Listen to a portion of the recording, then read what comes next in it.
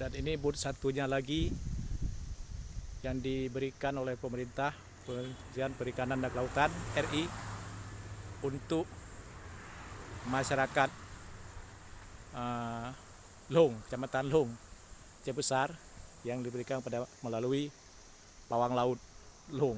Tetapi kondisinya sudah seperti ini, sudah tidak bisa dipergunakan lagi. Kondisinya sudah seperti ini, sudah dipotong, kamar mesinnya sudah dipotong, tidak ada lagi kamar mesin. Dan kondisi bootnya seperti ini, kapal ikannya seperti ini. Ini lambungnya.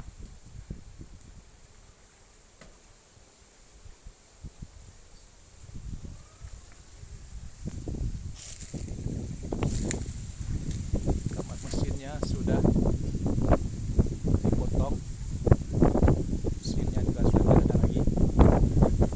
Ini yang digunakan untuk masyarakat Kecamatan Long, untuk nelayan Kecamatan Long. Yang tadi yang masih ada kamar mesin itu untuk masyarakat Kecamatan Lepung.